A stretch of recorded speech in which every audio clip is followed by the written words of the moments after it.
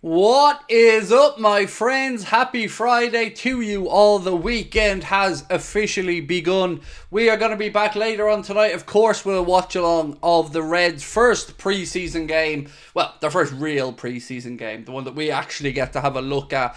Taking on Real Betis, of course, Adrian's new club. So yes, we're going to be looking at that tonight. We're going to be talking about the transfer topics as well. We're going to be going through the Anthony Gordon stuff. We're going to be giving you guys information on a couple of other bits and pieces as well. So I hope you're all in good spirits and I hope you're all ready for a fun evening. I almost couldn't sleep last night, genuinely, with the excitement of the Reds being back in action. Pre-season or not, I'm still excited about it because we get to see our boys on the pitch, and that's what we're all here for, right? We're here to support the lads. We'll have our say on these type of videos. We'll talk transfers. We'll be upset. We'll be annoyed. It all gets parked up when the Reds are in action, and then we just enjoy what we hopefully get. Now, as you can see, I'm sporting a brand new hoodie, an Anfield Agenda Adidas hoodie, like I promised you we were looking into. We've got a couple of variations of these that we're going to go through in the next week or two. I've got a t-shirt, a red t-shirt, a couple of other things. Now, I don't know if these will ever get to the point where we're going to sell them. But I got a couple of made for myself and for Connor because we wanted to just see what it looked like, and I think it looks rather fetching, if I can say so myself. Right, nice tops, James Delia. Thank you, mate. We got them back from the printers today, so delighted. Was able to have it ready for the watch along tonight, which of course I'm really excited to be able to do. And yeah, we've a load to go through today. We're going to be talking about the situation with Anthony Gordon. We're going to be asking, is Ryan Gravenberch really up for sale? Because I have my doubts on it. We're going to be talking about a few other bits and pieces, including some comments from John Achterberg as well, which I want to draw your attention to. Right, Acentino, second super chat, of the night said, non-football question, do you think the Olympics is an outdated spectacle? I would buy one with regards to the hoodie. Thank you, mate. So with the Olympics, do I think it's an outdated spectacle? In some ways, it does feel like some of the magic has gone from the Olympics, right? Obviously, we're still going to be patriotic. We're still going to get behind the athletes from the countries that we're from and all that. But yeah, it does feel like some of the magic has gone away. It doesn't feel like it's what it used to be. But then again, it could be an age thing, right? It could be as you get older, maybe like Santa Claus. Maybe some of that magic disappears. For me, look, I don't know how much of the Olympics I get to watch, mate. I'm not really that. There's a couple of Irish athletes I want to keep an eye on, but other than that, it all feels a bit grubby. When I read that piece the other day, I was saying to you about Acentino in the Times that said that the Olympics are basically threatening the United States with never hosting the competition again if the FBI doesn't drop the investigation into Chinese doping. It doesn't really fill you full of the spirit of the Olympics, does it? Outdated is the Super Bowl. Outdated bowl.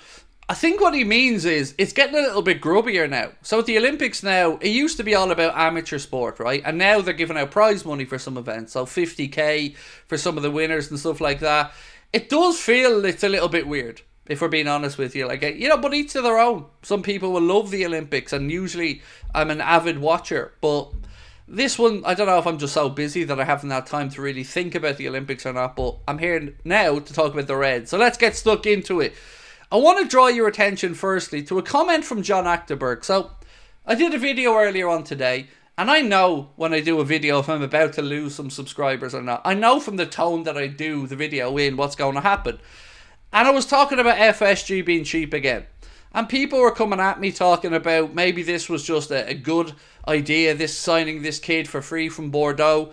But then something popped up from John Achterberg that left me in no doubt as to our owners being cheap. John Achterberg said, if we would have signed Nabil Fekir, there would have been no money to sign Alisson Becker. So it's important we talk about a couple of things here. One, John Achterberg is no longer employed by Liverpool. He is working over in Saudi Arabia with Steven Gerrard as the El Ettifaq goalkeeping coach. So now he can speak freely. Now we can finally see somebody come out and say, well, yes, if we had have signed Fekir, we couldn't have signed Alisson. So we all wondered for a long time why the Fekir deal broke down. We heard about the knee. We heard the situation about the brother. We heard about asking for more money. We heard lots of other things. But an employee has just come out and said that it was a money issue. Which again just proves my goddamn point that FSG are cheap. Now, why would there have been no money to sign Alisson Becker? Well, it feels like that was the end of the Coutinho money. So why would you go into a negotiation, have a player take photos in the club kit, in Nabil Fekir's case, and then come to the conclusion that you don't have the money? Does anybody else feel like, come on, enough is enough? We know that they're cheap fucks. This not up for debate. So come at me all you want in the comments when you're on my videos. Come at me all you want about me moaning about how cheap FSG are. But come at me with facts. Because window after window, time after motherfucking time, John W. Henry and his Bostonian wonderfucks continuously shag us over, fuck us over, screw us. And we all just sit back and give them the benefit of the doubt year after year. How many times do I have to be right? For some people, because a lot of you agree with me, some people just won't see it, refuse to, and slag off everybody else. As I mentioned, tonight I'll be behind the boys. Same as yourself. I won't be talking about transfers. I won't be talking about FSG. When we're on the watch along, we're here to support the team. We'll critique the performances. We'll be excited by the styles and pattern of play and whatever. But come on. What more do we need to realise that these owners are cheap? And then we had a comment coming in from Foot Mercado that said, Liverpool are eyeing a move for Matthias Angeli, 17 years of age, who's set to be available for free following Bordeaux's bankruptcy. Coincidence? Coincidence? Really? Genuinely? Coincidence? Bordeaux are going bankrupt. They have to release a load of players. And now all of a sudden, we're interested in the 17-year-old player they have. Again, I ask you, coincidence or cheap option? We did a poll last night. Had nothing to do with me. I didn't have my input into it. We asked, do you feel that the Moise Caicedo deal was a PR stunt? And even though I disagree with your response, with 66% of you guys said yes, it was a publicity stunt, I disagree with that. I was even willing to give them the benefit of the doubt on that deal, thinking, nah, surely if you put the bid forward, you're going to pay the money. I don't know what... Some people seem to get a hard-on for accountancy. Some of these so-called Liverpool fans that I read will absolutely die on the hill of defending John W. Henry and his miserly cheap ways till the cows come home. And they won't hear of anything else. They won't hear of the fact that maybe, just maybe, they are cheap. Look at all the windows. You heard me say it time after time, window after window. We're always hovering around 5th or 6th for money spent. And now the truth's starting to come out. An employee who used to work for the club, who now has no allegiance anymore. And look, John Achterberg was a great servant of our football club. But he's speaking honestly. If we signed Fekir, we wouldn't have got Alisson. Not my words, not Craig on a rant. John Achterberg, former employee. And yet we're still going to have people telling us that we're the petulant children, that we're the toxic fans. We're not the ones lying to the fans. We're not the ones trying to pull the wool over the eyes of Liverpool fans around the world. We're calling for accountability. And we're asking honest, genuine questions. And yet again, it's coming up that they're cheap. So if you disagree with me, I'd love to know your thought process. I promise you, I won't belittle you. It's not the way we do things. But I don't see how anybody can defend it at this point. Other owners spend at the big stores. Our owners spend in Poundland, said David Massett. I've no idea why the super chats aren't coming up on screen tonight, folks. I've no idea what's going on in the background in that regard. So apologies on that one. I don't control that. So I'm going to have to look into that after the stream. Asentino, thank you, mate, for another super chat. You're very, very kind. Said, I think Liverpool operates in a changing football world. Liverpool is a salary capped team in a world full of state-owned nations and owners like Bowley. So, on the whole cap thing, I've always said the same thing, Asantino. There is the ability for Liverpool to spend more money. It's a conscious decision that we haven't. You look at any account that talks about football finances. Mo Chatra is a great account. Swiss Ramble's a great account. There's loads of accounts. Paul Tompkins, the Tompkins Times, loads of them that will break the stuff down for you. We have the ability to do it. They just choose not to. It's not like we don't have money or we don't generate enough money. They just keep getting away with it because people won't call out their bullshit. So, Ryan Gravenberch. A report today coming out of Turkey that said Galatasaray president and sporting director have travelled to England to negotiate a deal for Ryan Gravenberch. Galatasaray reportedly very interested in the player. Now, the only reason I'm bringing this up tonight, my friends, is because this isn't the first, second or third time we've seen a link with Ryan Gravenberch going to Turkey. And I don't know the truth about it. I don't know if he is or isn't. But again, I'm not seeing a rush of people to poo-poo the idea. I'm not seeing a rush of journalists coming out and saying there's nothing to it. Why would you sell Gravenberch? Genuinely, why? If anybody is surplus to requirements in our midfield, I would paint you a picture that shows Curtis Jones very much at the front of that queue, in my opinion. Why sell on Gravenberch? He didn't get the opportunities last year he probably should have got, and has showed a willingness and a want to improve. Really, really good age profile as well. I don't get it. I don't get it. Casper's Photography said Gravenberch is the last one we should sell. Again, it is just conjecture and speculation at this point. We don't know the definitive answer to it, but it's not being rubbish that I've seen anywhere yet, so maybe we have to wait and see on that one. Why would we need to sell Gravenberch? Why would we want to sell Gravenberch? And also, I've got to call a couple of people out. The Daily Mail, first and fucking foremost, and a few others who were trying to say that Curtis Jones was in some way belittling Jurgen Klopp. Now, I'm not the biggest fan of Curtis Jones playing for Liverpool. I don't think he's good enough, quite frankly. But I will defend the man over those comments. What I took from Curtis Jones' comments about Arne Slot, the style of pressing, the keeping of the football, was more complimentary to the new coach and feeling that the new coach's attributes of the way he wants players to play maybe suits Curtis Jones a little bit more. That's what I took from those comments. But that's not what got painted by the Daily Mail or a few other organisations who were trying to say that he was basically spitting in Jurgen's face, that he was belittling the former manager. Come on now, be better. That's not what Curtis Jones was doing in any way, shape or form. He was merely just excited about a manager that will probably have Curtis Jones playing more familiar types of football than maybe Jurgen would have, or certainly at least leans into his attributes better. It's just pathetic. And these are journalists. These are paid journalists who come out with this shite. John, there's £2. Buy Ederson. Show passion, John, said Harry Klein. Every year we make record revenue, then cry poverty. Who's outside the door?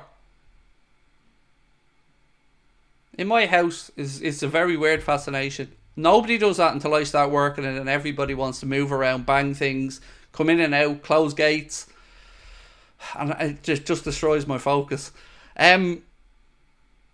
Yeah, John's cheap, mate. Sorry about that. I'd rather Pedro Neto or Leao than Gordon, said Football Heritage. Look, I get it. I'm not trying to tell anybody that Gordon's the best player in the world.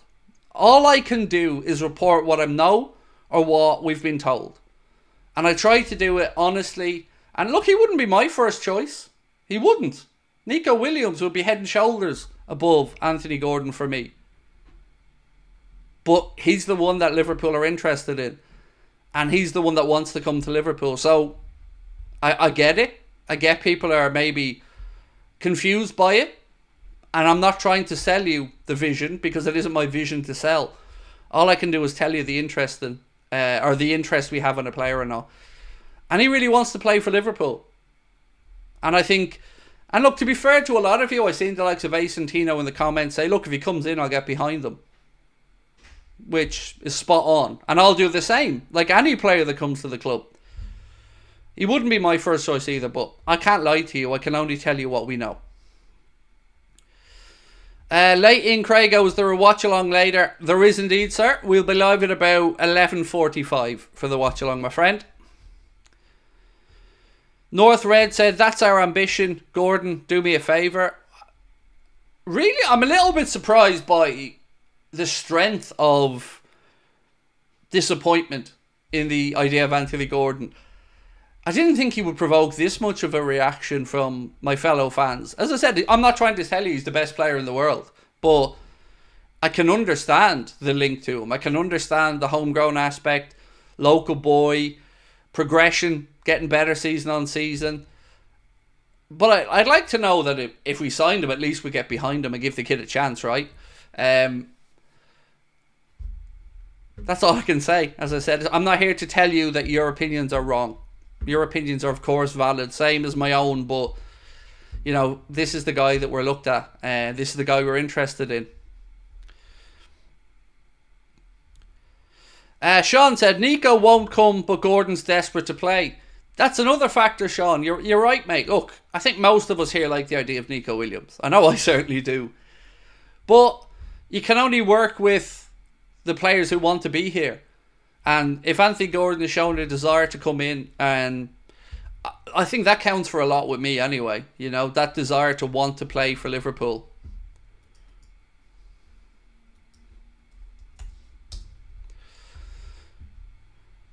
Does nobody else think McAllister was the best buy of any club last year? Oh, Mr. Joe Exotic. Not the real Mr. Joe Exotic, but brilliant signing.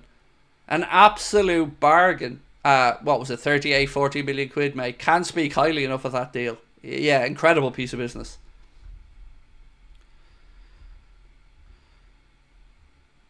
Ethan Tina said, I just think we're better on the team. Gakpo, Diaz are better. But again, why are we only talking about Gordon from the possibility of the left? There's one part of this conversation we have to acknowledge, and that's that Salah's probably going to depart. And I'll move on to talk about Mo in a while. But don't think of him as competition. Just think of him as a player, a forward, and let the manager sort out the positions of where everybody may or may not play. And it hasn't happened yet. You know, the deal hasn't happened yet, but it is being reported that after the hype of recent weeks, there's a strong feeling that Anthony Gordon will get his wish and join Liverpool this summer. That's from Kevin Palmer. We, of course, speaking to David Lynch, you know, I've told you guys for a few weeks now that the name Anthony Gordon is one that won't be going away. And, you know, you've seen the reports of him wanting a move right up to the end of June with the PSR calculations and the problems were there for Newcastle. And he still wants a move. And Newcastle will offer him a new deal, I'm sure. But think of that more as a PR exercise at this point. Oren said, in my opinion, Anthony Gordon is a great footballer. And with the fact that he's a Liverpool fan, it could be a nice combination. 100%. He gives a damn. That's a good starting off point for me with players. Excuse me. Some of my favourite players over the years have been the likes of a Lucas Leiva, or, you know, in this case, I'd get behind Gordon for the same reason. They want to be here.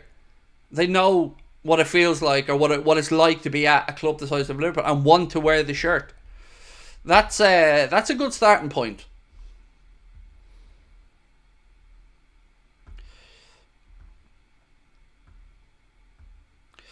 Not top of my list of favourites, but I would get behind Gordon. He wants to play for Liverpool, said James, or Harry James. Carl said we won't spend over 60 million on one player in this transfer window. I don't know on that. I truly don't know the answer to that, Carl, my man. I don't know what to expect anymore in this window. But look, I'm going to run through some news for you. Let's start off with something that caught my eye from the Daily Express. This baffles me. So it said Manchester United are reportedly eyeing Benfica's Antonio Silva as a cut price potential alternative to Jared Branthwaite, according to the Portuguese media. Now, my question here is, how would that be a cut price deal? Unless United are being told something that the rest of the football clubs haven't, the talk has always been that Antonio Silva, the Benfica centre-back, would cost about €100 million, which is in and around the price that Jared Branthwaite was being demanded by Everton, about 75 million quid. But more importantly, it's a worry that Manchester United are turning their attention to a player that we should be all over. One of the best young centre-backs in Europe. And again, United look like they're going to make a move there because they can't get Branthwaite. And meanwhile, what are we doing?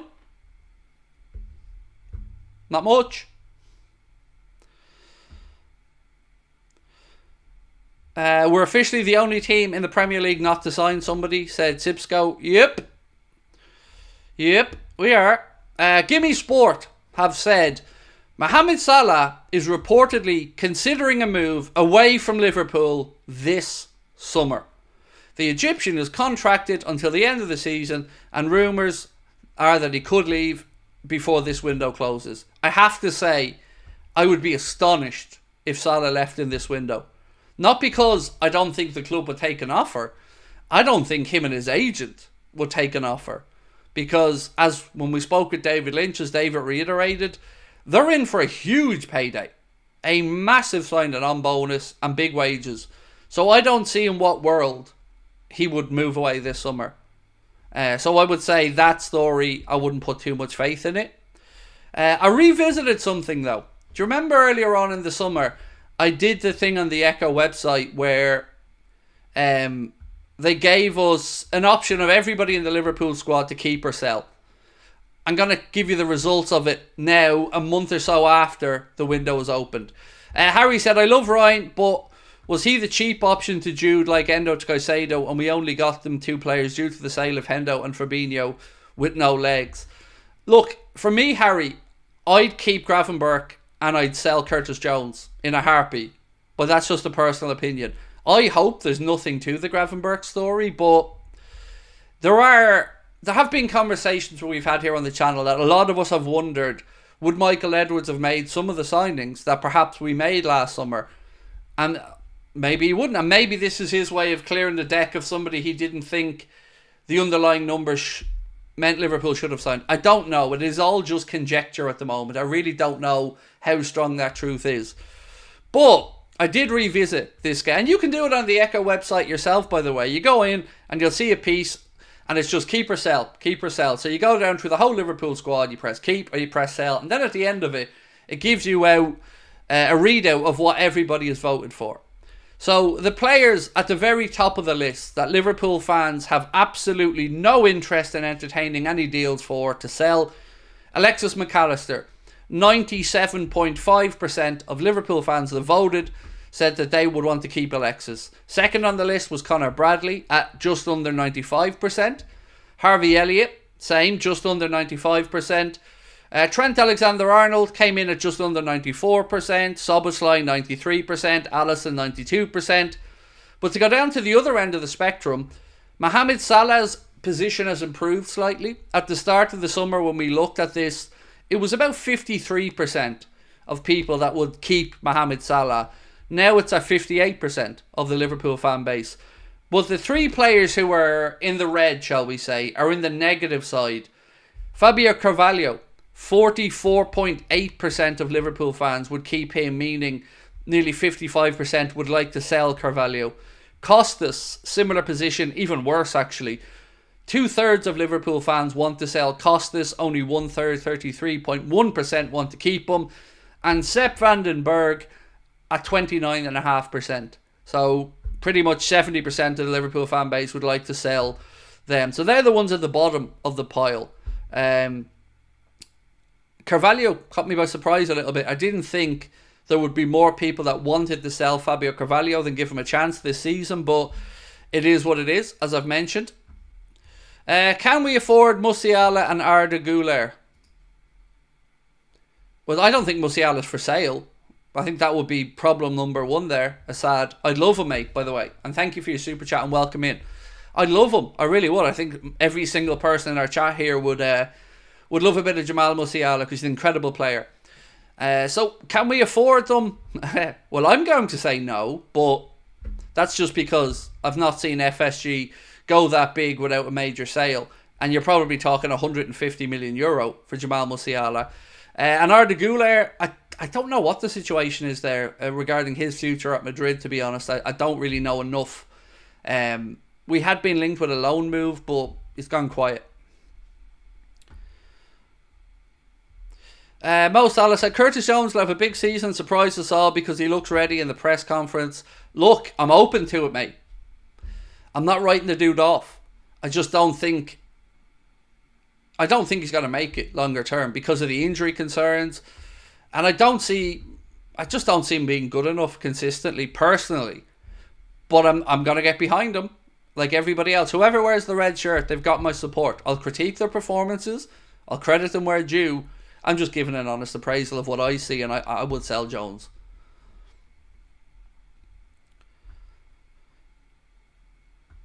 Which 5 players are you most excited to watch under Slot? Great question, my friend. Thank you. Darwin would initially be right at the top of my list. Elliot. Trent. Because I'm really intrigued to see how Trent will be utilised, although we won't get to see that, of course, anytime soon because he's still on holiday after the Euros. McAllister. I like to see where McAllister is going to be utilised by Arne Slot. And then Szoboszlai will be an interesting one as well. So yeah, I'd say those ones, mate. Szoboszlai, Trent, Darwin, Elliot, McAllister.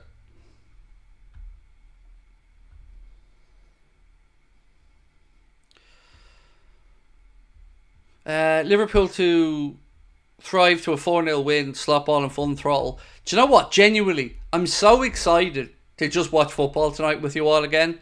Not to have to come in here every night and be disappointed and frustrated and at each other, at the situation. Tonight, we get to just watch the lads. We get to just enjoy Arne Slot's first proper game as Liverpool coach. And we get to see what it's going to be like. And I'm so excited for it. And I like our friend there. I'm expecting a big performance. Lots of high tempo. I'm really fascinated to see what we look like in possession. How we structure attacks. Is it going to be more patient compared to the more direct play at times under Jurgen? Lots of stuff I'm really intrigued about. I'm buzzing. I'm really excited, mate. Really, really excited. Michaela Drury, welcome to Anfield Agenda Ultras. Michaela, always a pleasure to have you with us. Thank you. And Owa Zheng, welcome to Anfield Agenda FC as well, my friend. So, a couple of you guys did say to me that you enjoyed the video I did with Sai, Liverpool fan in Japan. What a lovely guy. Let me say that, you know. Looking forward to doing more content with him in the future. If you haven't, check out his channel. We spent about an hour chatting. Lovely. Really lovely guy. Really bubbly, infectious, good, positive personality.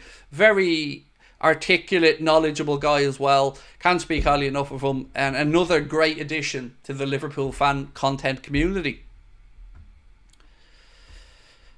Surely we must have a look where Kudus' head is by testing West Ham with a strong bid of 60. I wouldn't be against it. I wouldn't be against it at all. Like most of you, I like Kudus. It's that price tag that seems quite prohibitive though, you know, the 85 million that's in the release clause. Whether that's triggerable or not, you would imagine that's where their heads are at with a number. But look, 60 million, I'd be right there with you. I wouldn't have any issue with that number at all. Asentino said, Gordon's one of the most over... This is like your 5th or 6th message about Anthony Gordon. Has he done something on you? Or, like, I get you don't rate him, but, like, you're getting to Craig levels of anger here, bro. But I would support him at the club. I do think it'd be a waste of money, and we have other needs. So I think I'd agree with you on that, for sure. Like, centre-back and midfield are the priorities for me, mate. They're the ones that I'm most concerned about. So I'm with you on that one. But, you know, we've always heard a forward being mentioned as an area we're looking to strengthen in this window.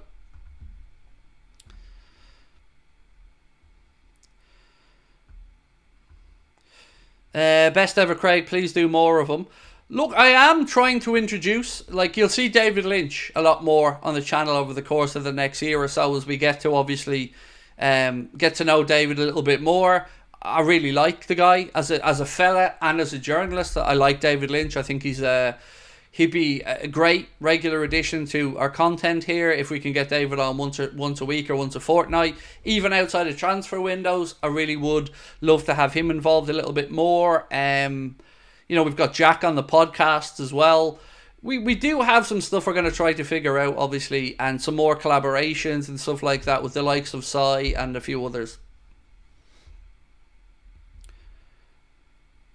Mark Ames said, Craig, according to Fabrizio Romano, João Neves is set to sign for PSG. It's always looked that way, unfortunately, Mark, as the summer has gone on. They've been the ones making the strongest play. I think, if my memory is correct, Fabrizio reported a good while back that wages and personal terms were agreed, and it was just down to that transfer fee. The €70 million offer that was reported to be put to Benfica by PSG was well below the valuation. So if they can get to the number that PSG are happy with, that Benfica are happy with, I don't see any hindrance to that deal. Like you've said, it probably will go through if they can get a number that works for Benfica. How I wish we could get Kante. Really? I was surprised when I'd seen West Ham being linked. West Ham, I think, made a £15 million offer for N'Golo Kante. And look, I'll say one thing. He looked like he was still at it in the Euros. N'Golo Kante looked like he was still at the top level despite, his age and moving over to Saudi. He certainly played well. The offer was rebuffed by West Ham, or the offer from West Ham was rebuffed. So but look, I don't see N'Golo Kante coming in. That definitely isn't the young player that we know we're probably looking for. Craig, the Juventus defender at 50 mil, thoughts on him? So I think, Tanya, if my memory's right, you're talking about Gleison Bremer. Concerned would be my thoughts, Tanya, because we looked at him. I'm almost certain he played for Torino previously, and we certainly did look at him.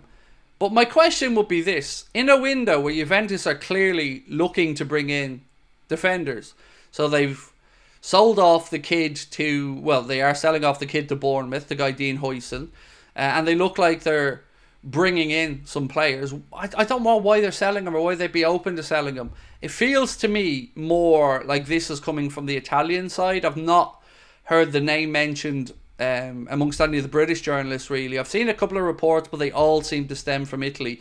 So again, I would ask, why wouldn't we have signed him previously? Any more news about possibility of FSG buying a feeder club for Liverpool? It will never be a feeder club for Liverpool. You got to get that idea out of your head. It won't be a feeder club. It will just be another club that's part of FSG's portfolio. Bordeaux was the one that they were in negotiations for. Bordeaux basically have pulled their professional license now. It looks like they're going out of business, which is incredibly sad. But you remember when FSG bought Liverpool? Do you remember everybody saying that they saved us? Didn't save Bordeaux, did they? So again, I would argue, and this is my side of it, that they looked at Liverpool and seen a bargain and knew the value they could add, and that's why they bought us. This whole saving conversation never sat well with me. They got a really, really big football club for a really, really good price and have done well with that football club in many regards. They looked at a similar situation with Bordeaux, looked at a football club that had financial problems and could maybe have been a nice little earner, but opted against it, and now the club are going to the wall. And it's not FSG's fault they're going to the wall. No, far from it. But again, they're not the fucking white knights that many people want to make out that they are. Jason said, Craig, hope you're well. If we do manage to sign Gordon, what do you think would happen with other forwards? We have like 8 people who can play in 4 positions. So there seems to be a never-ending narrative around Lucho that I can't quite get my head on. I pushed back a little bit with David Lynch on this. We'd seen Lucho linked strongly with Barcelona, and we all kind of had it in our heads that maybe Barca would come in and make an offer and maybe something happens. But the only other club that I can really think of would be PSG, and I would argue that that's certainly not a step forward for Lucho in his career. So that narrative has always been one that I didn't really understand. Like, do these guys know something that we don't know around Lucho? Because his name is always the one that's been mentioned this summer, all the way through. Even a price tag publicly put out there of 75 million. I don't know anything on an impending or a want to move him on, but what I can say is he doesn't earn a huge salary. He's in a good position contractually, but is he consistent enough with regards to end product? I'm working off memory here. I think last season he scored 13 goals and had 5 assists, something like that, which it's okay. Not earth-shattering numbers, but I think for me, I've no want or desire to sell Lucho, but if the club got 75 million and wanted to reinvest it elsewhere, I'd understand that as well, as long as it was reinvested.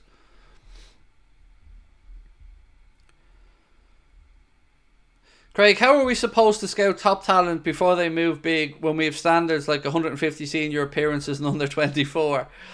That, my friend Caleb, is part of the bullshit hypocrisy that we continually talk about with FSG, mate. So, it's a very fair question.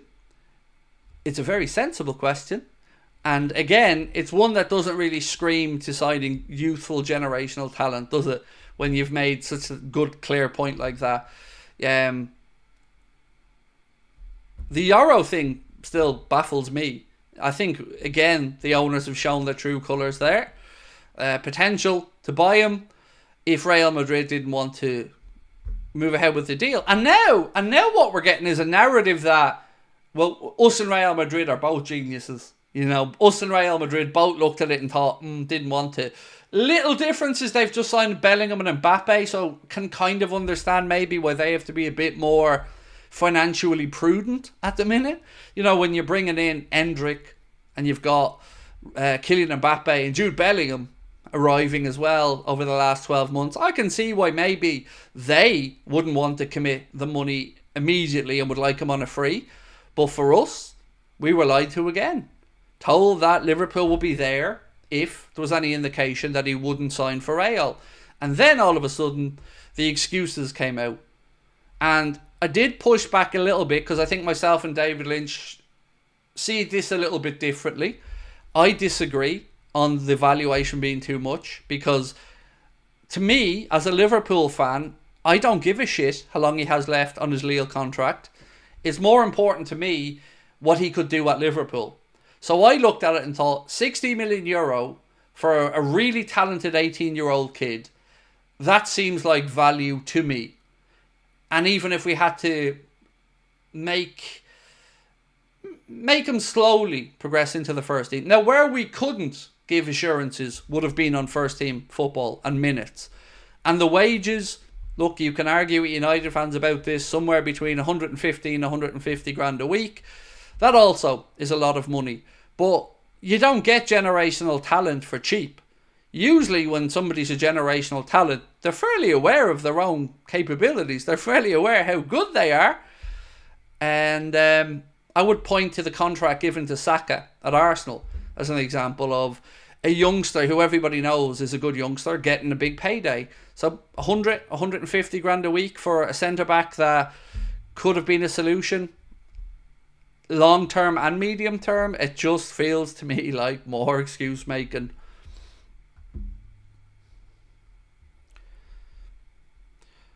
Yarrow reminds me of the Lavia situation.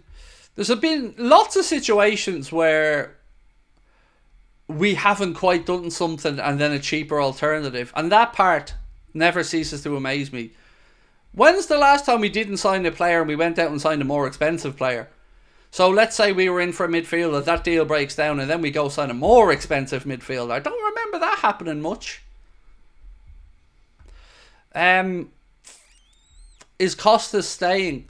Well, I don't know of any offer for Costas, nor do I know of any impending departure. I know a lot of people have made a lot out of the whole thing about the Real Betis shirt that was gifted to him from Adrian, but I wouldn't be concerned about that one. I don't know. I think Costas would be an offer would be listened to, from what I can gather. But again, it's one of those that we don't seem to have any want to push the guy out the door by the looks of it.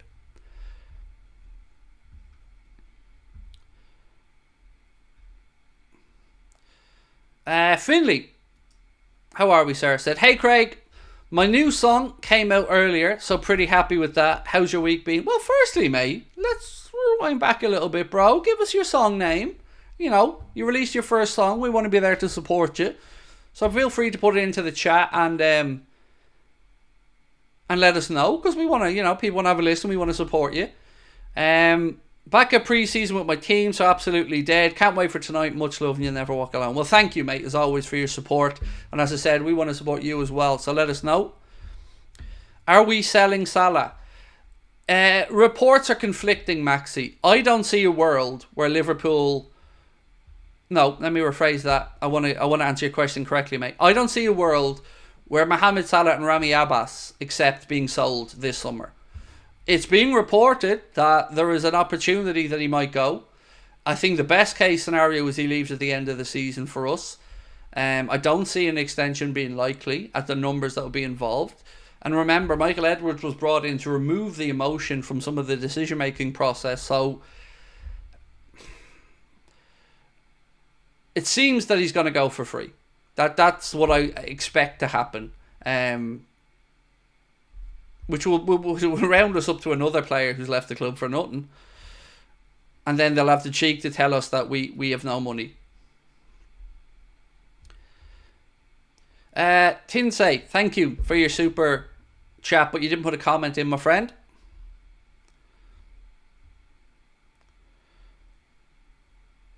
Who do you want to see in this friendly game?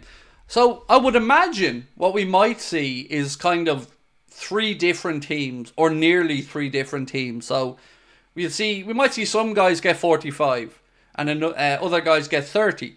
So I would expect some players to get the first half, some players to come in and be changed at around the half-hour mark and the hour mark, and then some players to get the second half. So what I'm looking to see and what I'm excited to see tonight is the differences in build-up play, what a press looks like, who lines up where. Will we get any indication maybe of what we might expect to see next season with the few first teamers that are already there? I'm also excited to see him on the sideline as well, just from a perspective of, we always knew Jurgen was going to be worked up, emotive, passionate. And I'm looking stylistically to see the difference of what it looks like with Arne Slot on the sideline. But I'm really excited to see the Reds back in action. I'm expecting we'll be impressed. You know, I don't really care about the result all that much. What I seen in the first 45 anyway against Preston, I thought was really good, really sharp. So yeah, not sure what to expect lineup wise or anything like that, but just genuinely excited to watch the boys again. The song is called Storm. Thank you, mate. Storm. We will check that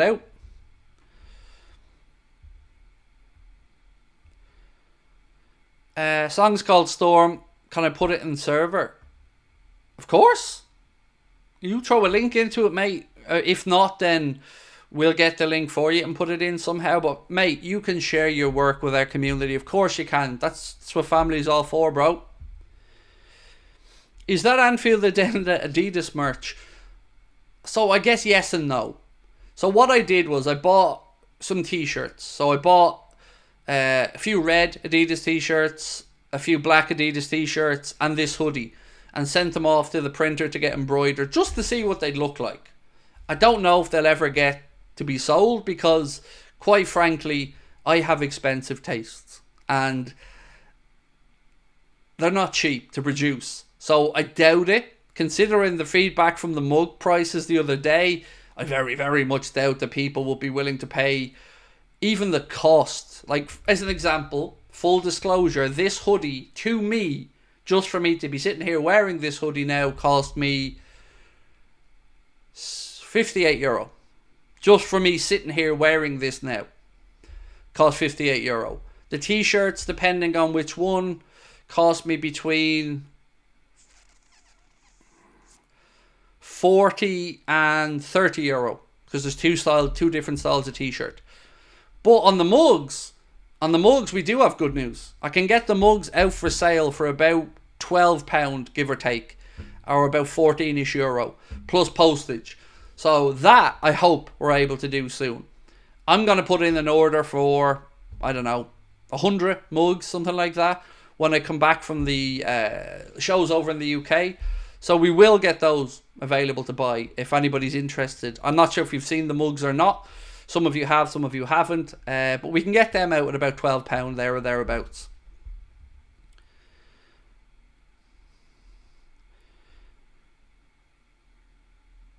Is that grey alien your mate? No, he's my brother. It's Newlon, the champ. Newlon Voider. Mary said the hoodie looks fantastic. Thank you. I love it. You know I'm an Adidas fanboy, so I was really excited when this came today. I put it straight on for the stream. I'll be wearing it for the watch along. But I don't know. Like I don't think we'll ever sell them because, as I said, it would be very expensive.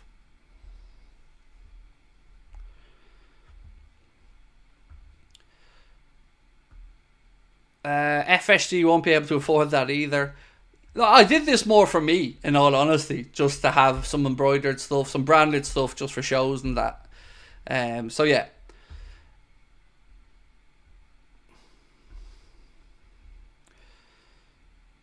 It's good to see all the youngsters shine on the tour. Definitely, John. Definitely, mate. Do you know what's best of all is the fact that we just get to watch Liverpool again. It feels like a very long time since the end of the season, doesn't it?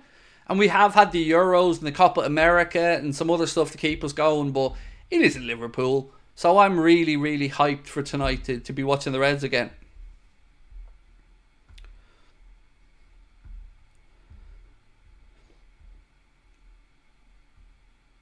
Adidas will sue you if they ever see that. Oh, tell me you know fuck all about copyright law without telling me you know nothing. So let me ask you a question there, Mr. Smart Arse. You know your football club, when the one you play for or you don't play for, or your local football club, you know when they go out and buy a set of Adidas shirts or Nike shirts to wear to play and then put the club badge on them and then they put the sponsor on them, do you think Adidas are sitting around there thinking, we got to sue everybody? They can't, and here's the thing. Because you've already paid for it. You've already paid for the genuine Adidas product. You've already paid their markup. After that, what you do with it's your own business. So stop trying to scaremonger people when you simply haven't got a fucking clue what you're talking about. Go on to Sports Direct right now and look at the amount of Adidas and Nike football kits that you can buy for your club. Do you think that they're going to come with a little cease and desist letter from Nike or Adidas saying, don't you put them on your football club. Don't you dare.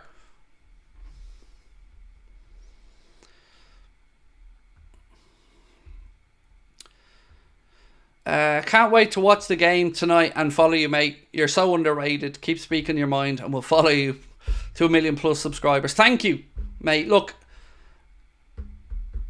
we are very blessed as a channel to have an amazing group of people that support us, and I think the more people are starting to join our community as it becomes clearer and clearer that these owners are taking us for a ride. People need to feel like somebody is saying what they're thinking. Now, I'm not saying everybody agrees with me, but if I see something that I don't like and or I think is wrong, I'll call it out. But I'd like to think that I'll do the reverse as well. You don't just see me come on here and speak about FSG in a negative tone. You don't. That might be the stuff that gets clipped. That might be the stuff that people see. But I will praise them. And the club. I have no intention. I don't want to talk negatively about Liverpool in any way. I love the club. But hypocrisy is something that really pisses me off. And deceit and manipulation pisses me off. So I'm going to keep speaking my mind, and they're going to keep ignoring the channel, and we're going to keep growing, and we'll all just be happy and doing our own little thing. Eddie Cox Wilkins, welcome back to Anfield Agenda FC. What's this one? So, this is interesting from Dave O.C. Kopp. Said, Owen Beck is hoping to sign a new contract at Liverpool before any loan is possibly agreed. His long-term aim is to fight for the left-back spot at Anfield. And genuinely, I like the idea of that. Owen Beck looks like a very good young talent. His loan spells have always been ones that have gone well. And I think another loan will do him no harm. But yes, I think it's the right idea from the club if they do give him a new deal before he goes on loan. Adidas actively sell apparel in bulk to be branded up for football team, five-a-sides, etc., said Ben. I know, mate, but this is what I'm talking. Like, people think we're all tickos. Or these idiots. Some idiots that come in just to try and piss on people or scaremonger people. Like, they think we don't take these things into account. Like, we're idiots.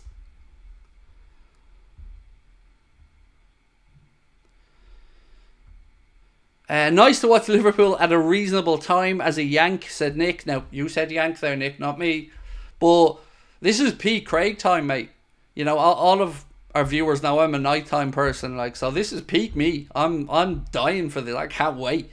12:30 is peak Craig time. Just got 2 tickets for the Sevilla game, my son's first game, said David Massett. Oh man, that's awesome. Well done you. I can't wait.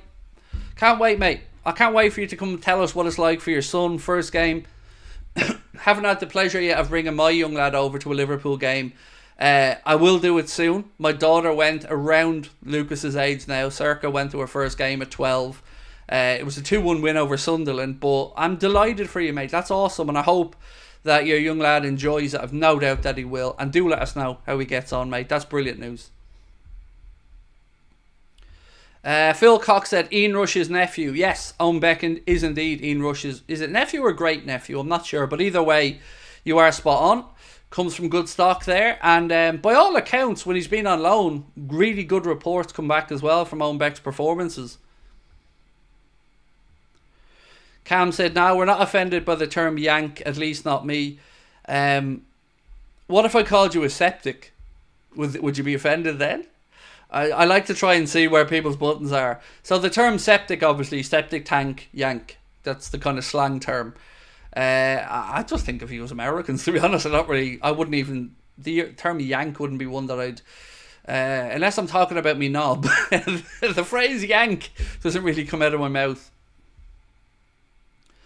Liverpool Echo says Gordon has signed. So look, I think when you're looking at articles in the Echo, you've got to be careful because some of them are opinion pieces. Some of them are, we signed this player and simulated the season and this is how it panned out. But I do agree with you. I do think some of the headlines there are certainly questionable, to say the least. Do you know what's funny as well? So our interview with David Lynch was quoted in a lot of places. A lot of websites, a lot of aggregator accounts, a lot of competitors even, to be fair, have used it. But once again, our friends at the Echo have chosen to not include Anfield Agenda in any report ever. And 2 can play at this game. Don't worry, Paul, Ian, the rest of the team. I'll be here to call out every time you shit the bed. Every single last one of them with a big, beaming, beautiful fuck you smile on my face. Because you can keep ignoring us all you want, but it doesn't mean we're going away. Because we're saying what you don't have the balls to say, which is calling out the owners rather than going, in our exclusive interview with John W. Henry last year, he told the Echo, he basically came and gave you a little pat on the head and said, good boys, you keep doing what Big John tells you to do and you just parrot any old shite that comes out of my mouth rather than, I don't know, pose some questions that your viewers might want answered. Do the hard yards. No, let's just continue to ignore anybody that doesn't parrot the club's opinion.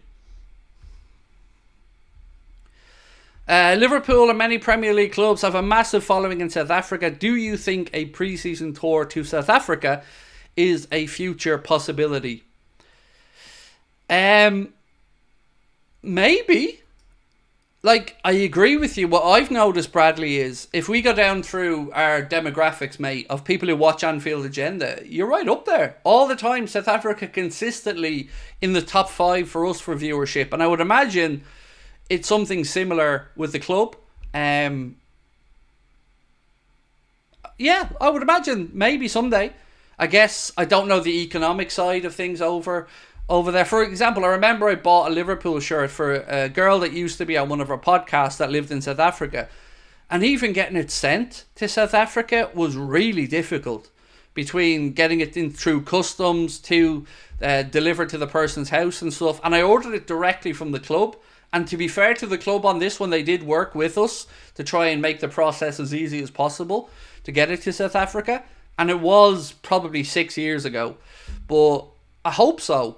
You know, because I know how many great South African Reds there are. So, yeah, I hope someday you guys get to see the first team up close.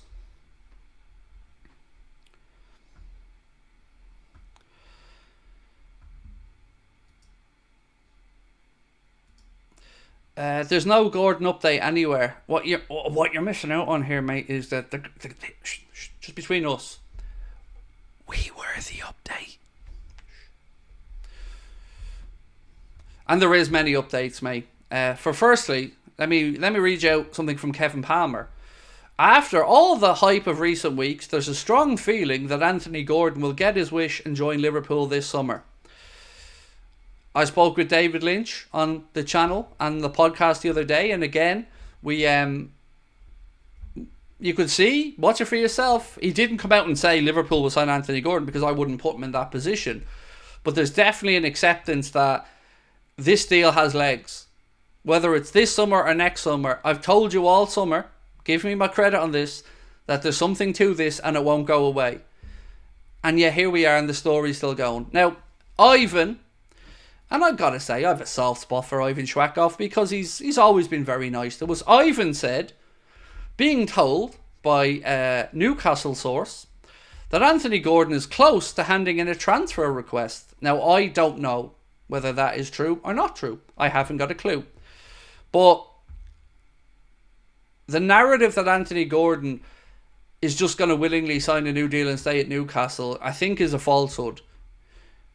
Whatever Newcastle and Newcastle media say, one thing is undeniable. He was surplus to requirements when they needed money. And that won't go away. A player's not going to feel the love if he knows the club wanted to sell him, willingly, actively pushed to sell him. Because remember, we didn't go knocking on Newcastle's door. Newcastle came knocking on our door, looking for a deal with Kwanzaa going in the other direction and Anthony Gordon part of the deal. The player, as in Anthony Gordon, loved the idea as a local boy. His agent obviously kept trying to make the deal happen. So I've always felt, because of the naivety, in my opinion, of the contract they gave Anthony Gordon, which was actually, I think, something that David Lynch said in our previous one that wasn't picked up on by many people. Anthony Gordon signed a 3.5 year deal when he was signed to Newcastle. 3.5 years. That means that already he's inside the last 2 years of his Newcastle deal. So Newcastle are in a tricky spot right now. Do they wait another year, hoping he signs a new deal, and if he doesn't, then stare down the barrel of a player with 1 year to go, and that value diminishing even more? We know what that's like. We're now walking that tightrope with a few of our own players. So I don't know if his agent negotiated that 3.5 year deal, or if that was Newcastle's offer. But the fact he signed a 3.5 year deal is astonishing to me. I can't believe Newcastle were that naive. Do you think Ownbeck can break through? Yes, really do. I think he's the real deal. You know, you've heard me speak about Conor Bradley in glowing terms on the right hand side for a long time. Ownbeck looks like he is a real prospect on the left. And we've another name not to forget as well in Chambers, who's another player who's, I think, going to go back out on loan. Remember, Xavi Alonso was looking at Chambers, bringing him into Leverkusen on loan at one point. So yeah, there's definitely potential there. I just don't know if the club are going to go, let's say, we'll have one season with Costas, see how Owen Beck gets on loan again. And if Owen Beck has another great season, maybe he's ready then to come in and challenge Andy Robertson. I don't know what the solution is there long term, but I would say yes. I'd put him in the category of players that I think there's a very good chance that he'll make the breakthrough to the top level. Ryan, Craig is an Irishman. Really excited for the Reds to return tonight, but a bit annoyed it's on so late. But anything for the Reds. Have to wake up at 6 tomorrow morning for work, so hope you're doing well. I get it. But look, I always think of it this way, mate. We get to watch the Reds at reasonable hours all year round. You know, so whether the preseason tours are in Asia, Australia, over in America, I'm glad that our fellow Liverpool fans are getting the chance to get up close, get into the stadiums, watch the Reds, see them train, see the press conferences. And I think the fact that it's on the East Coast, sorry, means that it's more palatable than it might have been. For instance, if we were over in California or in Las Vegas or something, this could have been even worse for us on a time perspective. So 12:30, for me, it's great. I love that time, but I get where you're coming from. We've got Scanlon too. Yes, Hacks, very good point. We do. Right, so let's go back over. For those of you who maybe weren't with us at the start of the stream, something John Achterberg said on a podcast has really caught my attention. He said, if we would have signed Nabil Fekir at Liverpool, there would have been no money to sign Alisson Becker. Think about that now for a minute. I think it's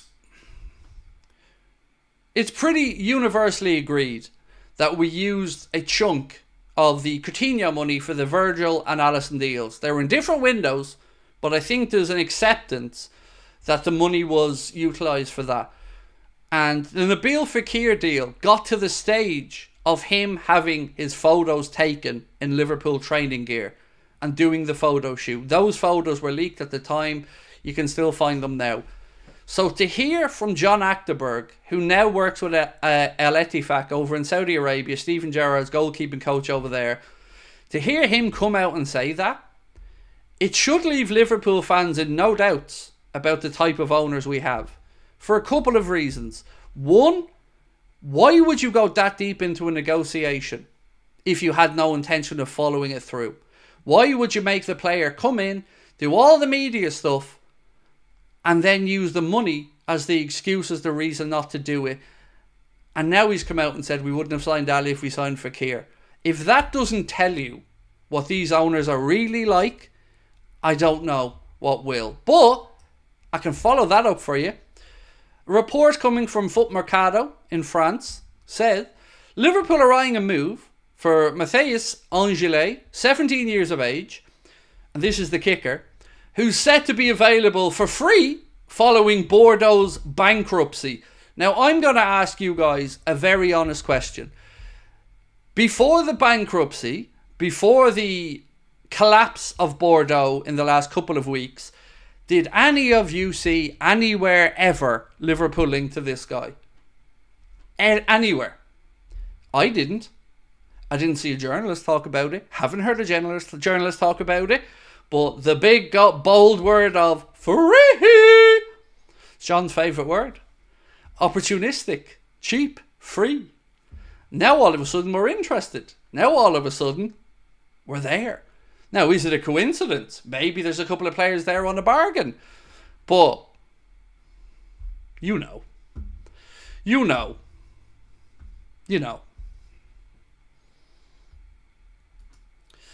What do we think on the Galatasaray negotiating for Gravenberch stuff? Do we believe that? Anything Liverpool posted a transfer rumour and credited, I think, a Turkish account to say Galatasaray president, whose name I'm not going to try to pronounce because I don't want to disrespect anybody, and sporting director, whose name I will also not try to pronounce because I can't pronounce names very well, have travelled to England to negotiate a deal for Ryan Gravenberch. Galatasaray reportedly very interested in the player. It's not the first time I've heard that this summer. I've heard that a lot of the way through, but I assumed that it was nonsense. Because why would you sell a player a year after signing him? It doesn't exactly scream faith. We brought in a Dutch coach who I'm sure knows all about Mr. Gravenberch and would be very much looking forward to progressing his career. I hope there's nothing to this, because it's very worrying if it's the case. Because best case scenario, we're admitting we made a mistake again in the window. But more concerningly is, do we need the money? Because I want Gravenberch to stay. I think he certainly deserves at least one more season to show us what he's about, whether he's able to progress. So yeah, I hope there's nothing to that story, but I don't know is the truth. And Nick said, do you believe the lack of transfer activity has to do with our strong academy pool? Does Hughes and co not want to block routes to the first team? So, okay, I'm going to put on my fairness hat here, Nick, for a minute. There is a potential for some of that, of course. You don't want to block the pathway through. It's a tough balance between making sure that the next Connor Bradley, Jarell Kwanzaa can get into the team. And it's because of reasons like that we were able to attract the talent of the likes of Nioni, Rio Nyamoha coming in. So yes, the ability to see a clear pathway through is definitely important and can be really beneficial to the club in a financial perspective, and it's a win-win. And I've never once complained about that. I've never once complained about us bringing in youngsters for the future. But they're not ready yet. And I'm not aware, off the top of my head, of any centre-back that's close to being ready to break through, or a defensive midfielder that's ready to break through. So, in some ways, of course, you don't want to block the pathway. But in other ways, you need some here and now players as well. But it is a very fair point, you know. There's nothing that excites us more than a youth product breaking into the first team and establishing themselves. You feel like the smartest guy in the room, don't you? I do anyway. I love it. I love saying to people, Trent costs us nothing. You know, Connor Bradley through the academy. It's brilliant. And the club have been very, very good at it. The academy have done a great job. But it's the balancing act, you know. You want to make sure that we're ready to challenge as well. So I would argue, excuse me, that 2 or 3 big signings now, and then I think you could honestly, nothing in January anyway, unless there's a major injury crisis, and then see how we get on this season. See how some of the loan players go, and maybe we've a quieter summer next summer. Absolutely. I'm not expecting us to go out and spend money for the sake of it every summer. But we know what we need. It's been pretty much universally agreed that 3 positions are what we're going after. And all I can keep saying is another day has gone by where nothing has happened. Where not a contract extension has been given, nor new deals, nor nothing. Just nothing has happened. And there's only so many times we can keep repeating but be patient. Be patient. Something has to give. The league kicks off in 3 weeks. And we haven't signed anyone. And we're the only team in the Premier League not to have signed anybody. We're not the only team in the Premier League who has a new manager. And this is again why I think some people are saying, but Craig, the manager needs to assess the manager. Okay, did Maresca not need to assess his squad? You know, did Ange Postecoglou, when he went in last year at Spurs, not need to assess his squad? You know, this bullshit about a new manager being an excuse not to sign players is just that. I can see a world and agree to a world where the fringe players are assessed by the manager, but it's not like Arne Slot's come into a club and never heard of any of the players here. Like, he doesn't know who might be the centre-backs or the forwards, or, you know, hasn't had enough time to maybe think of what we're short of. It's just, it always has to be an excuse. And it's always an excuse in defence of the owner's cheapness. And it's never just a case of, you know what, finally everyone else is right. Yeah, they're cheap. And that's the part that gets me and winds me up.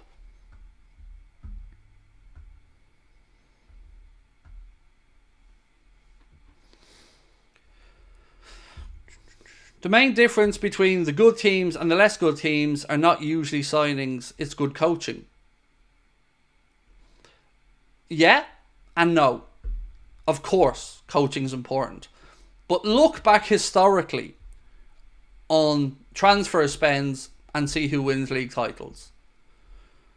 Again, last season, outspent by Arsenal, Manchester City, Manchester United, I believe, pretty much 6 or 7 other teams. And that's been every year. And we're supposed to want to win everything. And yet we're always 5th, 6th, 7th when it comes time to spending money. But we're told we're one of the biggest, most valuable football clubs in the world with great commercial deals. Even, I was watching David Lynch on LFC TV and somebody brought up the Nike deal. Or maybe it was actually David Lynch speaking with us, I don't know. But nobody's ever heard a single goddamn number from the Nike deal. Not one.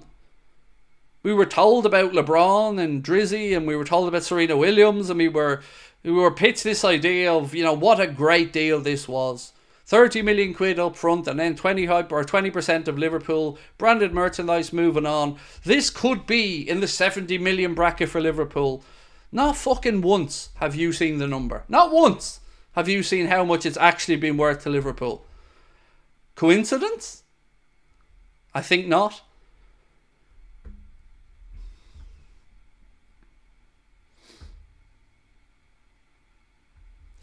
World record for a goalkeeper, world record or a club record for a striker. Yeah, you're neglecting the big part there though. Felipe Coutinho paid for your world record. John W. Henry didn't put his hand in his pocket. Go back and look at the net spend and then you can come back and apologise. Because we brought in money and spent the money. John W. Henry didn't put his hand. I'll give you the Darwin one. I'll give you that one. That was a big addition. But the other ones, and in other windows, we've only spent big when we've sold big. You know I'm right. So the owners are cheap. 40 million net spend. Almost every season, religiously, up until the last 2. The last 2 seasons, we've spent 60 million net, and last year, 90 million net. Which still is laughable compared to the teams we're going up against and the money they're spending. So, if you don't think they're cheap, that's absolutely on you. But here's the thing. If my tent is getting wet and I look outside and there's a lad with his zip down and there's yellow liquid coming into my tent, am I going to believe him when he tells me it's raining? Or am I going to think this motherfucker's pissed in my tent? If it walks like a duck and it quacks like a duck, it's usually a duck. And they're cheap. It's not debatable. It isn't even up for argument. It's a fucking fact. Year on year, they're cheap. Arne Slot has given an interview put on BBC Sports page saying it would not be a surprise if we didn't sign any players in this window. That's absolutely not what he said. 100% he said it would be a surprise if we didn't sign players in this window. So, appreciate the super chat, but that's not what he said. He said, I expect us to sign players in this window, and it would be a surprise if we didn't sign players in this window. That's what he said. Is the match on tonight? It is, Adam. It's on LFC TV. Go on LFC TV if you have either or. And we will be live at 11:45 tonight. And I can't wait because I'm fed up talking about how cheap they are. I'm fed up of being angry. I want to just watch football and enjoy it. And enjoy it with you guys. And that's what we're going to do tonight. So look, I get some people are either on a wind-up about the owners or genuinely do believe that they're not cheap. But for me, my mind's made up on this. So you aren't going to change my opinion on it. And I'm not going to keep trying to change yours. If we finish 6th or 7th next year, you don't get to moan. You don't get to come on and whinge. And you don't get to come on and moan about the fact that we're not in the Champions League again. Because you allowed it to happen. You allowed the owners to get away once again without putting their hands in their pocket and doing right by the club, its fans, its coach, the players. We have every right to demand to win, to succeed, to be at the very top because we aren't an also-ran football club. We're Liverpool Football Club, the most successful football club in the history of English football. And yet, what? Here we are, 26th of July. Only Premier League club not to spend any money. But sure, it's not the owner's fault. It just happens to be no players good enough to play for Liverpool available in the world of football. And hasn't been for the last, I don't know how many years. Someone said, if we win, you're not allowed to whine about their cheapness. So the difference between me and people that won't admit that they're cheap is, I will absolutely put my hands up and credit people for doing a good job.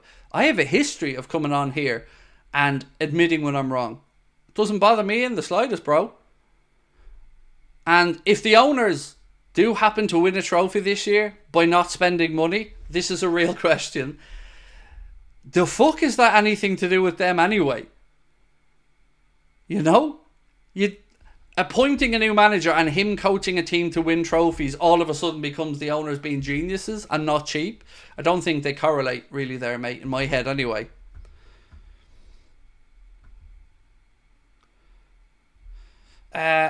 They've won every trophy. Yeah, they have. Once. Every trophy once. Do you know what? Shadow boxer clips. Even your profile picture makes you look like an asshole. So, you're on a wind-up. You're trying to poke and probe me. It's fine. If you're happy with one league title in 30 years, then you go fucking celebrate, bro. And enjoy it. But I ain't. And yeah, it was all Klopp. It absolutely was. 100% was Jurgen. Do you think Brendan Rodgers would have done it with that budget? No, he wouldn't. So, I tell you what.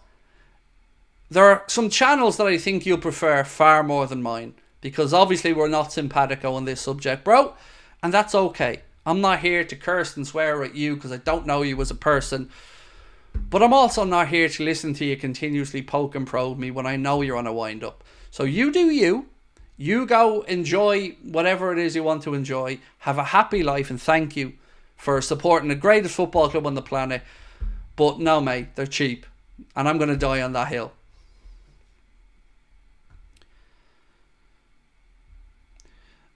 Why are people happy with winning a trophy once each? Well, to be fair, he was even fucking wrong on that one because we won the League Cup twice, so couldn't even get that part right. But yeah, it's what we did after we won that I think he needs to be reminded of. Is we didn't strengthen. We sat on our hands rather than going out there and going, this is good, isn't it? I like this trophy stuff. I like seeing my captain lifting a trophy above his head. Wouldn't mind seeing a bit more of that. How do we make sure that we start a dynasty? Well, you go out there and you get some signings and you strengthen from a position of strength and make everybody else play catch up with you. But nah, that's not what we did. That's not what we did. These are the owners, by the way. These are the owners who brought you Ricky Lambert and Mario Balotelli after we lost Luis Suarez. Fucking geniuses. But they're not cheap. My friends, I will see you at 11:45 tonight where we finally get to watch the Reds under Arne Slot and we'll have some fun. It'll be far more light-hearted, of course, than the transfer topics have been. And let's enjoy it. What's this Connor sent me just before we finish up?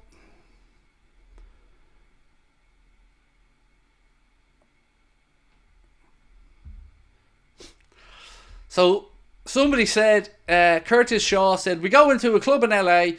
We see Kylian Mbappe sitting there with Jude Bellingham, Arlene Tchouameni and Trent Alexander-Arnold. Whoops. I still think Trent signs a new deal though. So I'm still positive on that one. But look, I'll see you at 11:45 where we'll go through it. You'll see some of our new tech tonight as well. We'll be showing you some different goal celebrations and a few other bits and pieces. And we get to enjoy the Reds. And we get to see what Arne Slot football looks like. And I can't wait. So thank you for joining me. Do drop a like and hit the subscribe button before you head off. And I hope to see you back here tonight, 11:45, for the start of the Arne Slot era as Liverpool coach. I can't wait. I really, really can't. Love you all.